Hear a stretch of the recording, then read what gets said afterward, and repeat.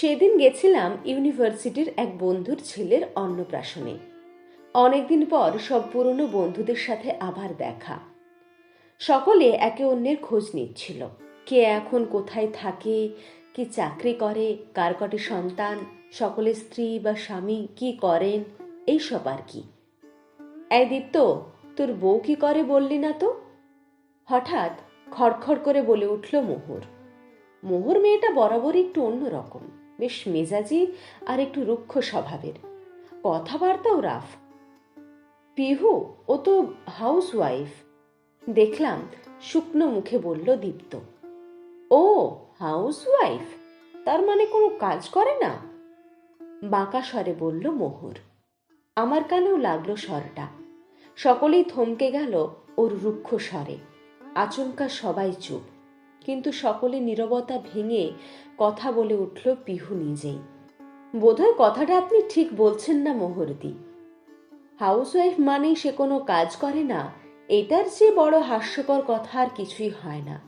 তাহলে বরঞ্চ বলি, আমার ডেইলি রুটিন মিলিয়ে দেখুন তো, আপনার মতো ওয়ার্কিং লেডিদের থেকে ব্যস্ততা কম মনে হয় কিনা। সকালবেলায় 6টায় ঘুম থেকে উঠেই চা বানিয়ে বাড়ির সকলকে খাওয়াই। তারপর মেয়ের স্কুলের জন্য তাকে রেডি করি। সাথে চলতে থাকে মেয়ের টিফিন আর জলখাবার তৈরির কাজ। মেয়ে তৈরি হলে ওকে স্কুল বাসে তুলে দিয়ে আসে আপনার বন্ধু। ততক্ষণে জলখাবার শ্বশুর শাশুড়িকে খাইয়ে ভাত বসাই আপনার বন্ধুর জন্য। সেও খেয়ে বেরোবে সে অফিস। দীপ্ত বেরিয়ে যাওয়ার পর শুরু হয় সারা দিনে রান্না বান্না। সকলের পছন্দ মতো রান্না করার চেষ্টা করি রোজ কিছু না কিছু। সব কাজ সেরে স্নান করতে করতে বেলা 1টা। তারপর সকলের লাঞ্চ মিটিয়ে উঠতে না উঠতেই মেয়ে ফিরে আসে।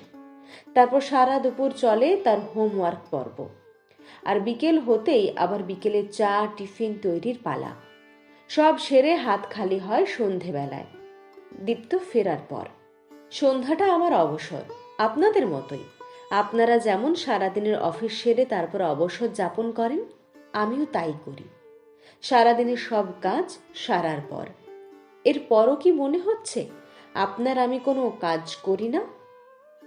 পিহু চোখ রাখল মোহরের চোখে।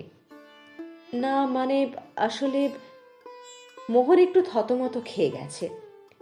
হাউসওয়াইফ মানে সে সারাদিন বসে থাকে, হাউসওয়াইফ মানেই তার কোনো কাজ থাকে না, এই ধারণাগুলো বড্ড বোকা বোকা হয়ে গেছে মোহরদি, তাই না?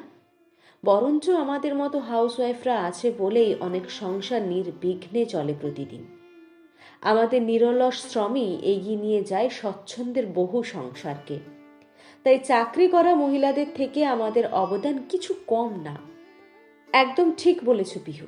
অনেক মানুষ থাকেন যারা আমাদের মতো হাউসওয়াইফদের ছোট করে অদ্ভুত আনন্দ পায়, আমাদের গুড ফর নাথিং মনে করেন। ঘরে বাইরে কেন যে আমাদের বারবার এগুলো ফেস করতে হয় জানি না, বলে উঠল শম্পা, আমাদেরই আরেক বান্ধবী।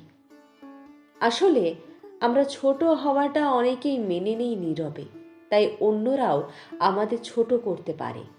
আমরাও হয়তো কোথাও না কোথাও নিজেরাই মেনে নেই বাইরে বেরিয়ে কাজ করছি না বলে আমরা ঠিক ওয়ার্কিং লেডিদের মতো ততটাও যোগ্য না, সমান সম্মানের অধিকারী না।